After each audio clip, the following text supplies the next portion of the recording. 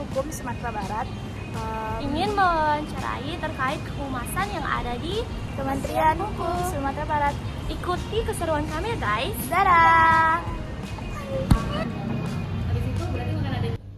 Halo Pak, izin saya yang Site beserta rekan teman-teman saya dari kampus Universitas Negeri Padang Prodi Ilmu Komunikasi ingin mewawancarai singkat terkait kehumasan yang ada di Kanwil Kemenkum Humas ini. Boleh tahu dengan Bapak siapa? Saya Andri Rosadi, panggilan Andri. Jabatan saya di sini adalah Kepala saya Kasubag Humas Kanwil Kemenkum Kementerian Hukum Sumatera Barat. Baik Pak, izin kami ingin menyampaikan pertanyaan terkait kehumasan yang ada di Kanwil Kemenkum Humas ini ya Pak. Oke. Baiklah, pertanyaan pertama itu, bolehkah Bapak jelaskan tugas utama Humas di Kanwil Kemenkumham Sumbar ini? Bisa relate Kementerian Hukum saja. Oh, Tugas dan fungsi Humas tentu tidak lepas dari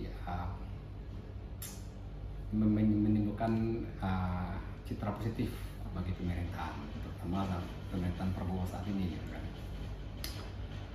Nanti otomatis tugas kita adalah sebagai mempublikasikan kepada masyarakat terkait apa tugas dan fungsi kita yang ada yang kita kerjakan di Kanwil Kementerian Hukum Sumatera Barat ini. Hal-hal yang seperti pelayanan publik kepada masyarakat, ya, kerjasama dengan institusi lain yang tentunya nanti biar masyarakat tahu bagaimana sih, apa sih fungsi dari Kementerian Hukum Sumatera Barat ini di mata masyarakat, khususnya Sumatera Barat. iya Pak. Baiklah, pertanyaan kedua, dalam menjalankan tugas tersebut, strategi apa yang biasanya digunakan untuk membangun citra positif Kementerian Hukum kepada masyarakat? Biasanya kita kalau apabila kita punya suatu kegiatan, kita akan mempublikasikan ke masyarakat. Nah, kita juga punya platform sendiri. Kita punya penyampaian informasi seperti media sosial seperti Instagram, Facebook, Twitter, dan juga channel YouTube kita. Terus kita juga punya website sendiri, website Kanwil Kemenkum Sumatera Barat, yang nanti akan di situ juga terdapat informasi-informasi penting bagi masyarakat terkait pelayanan publik dan kegiatan-kegiatan yang kita laksanakan untuk masyarakat Sumatera Barat.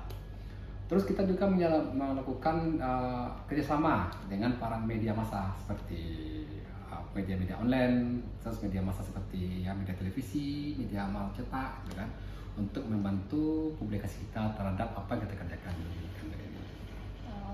Baik Pak.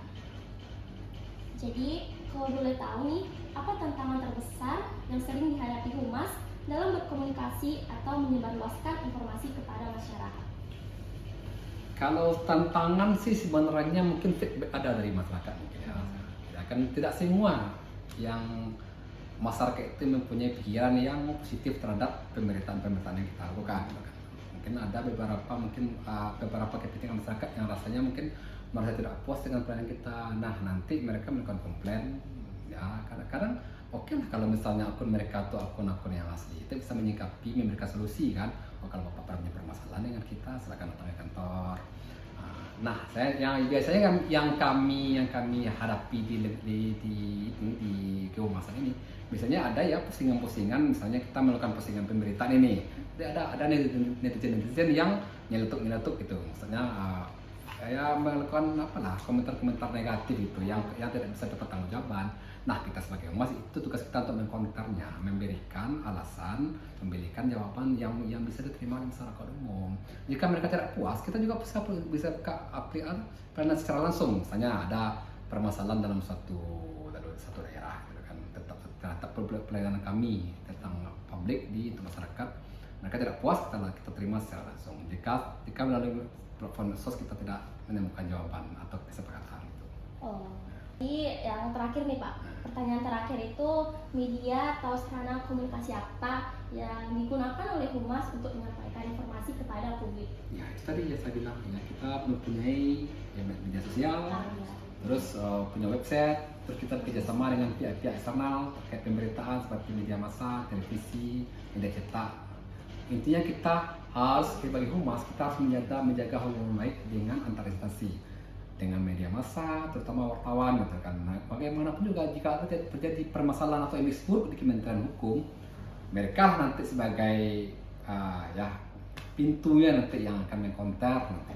Jadi kan tidak semua wartawan itu yang mempunyai citra yang karena ada wartawan-wartawan bodrek itu juga kadang nggak suka dengan sesi ini gitu kan, nggak suka dengan sesi ini maka akan menyerang tentu. Nah kita juga punya konternya wartawan-wartawan yang sama dengan kita, mereka nanti akan bertugas di samping kita sendiri sebagai humas juga akan mengkonternya melalui media kita gitu kan, medsos kita sekitar Facebook kita gitu deh. Baiklah, sekian wawancara terkait kehumasan yang ada di Kementerian Hukum Sumatera Barat ini. Saya Yensi dengan Andri ya. kami tutup. Sampai jumpa.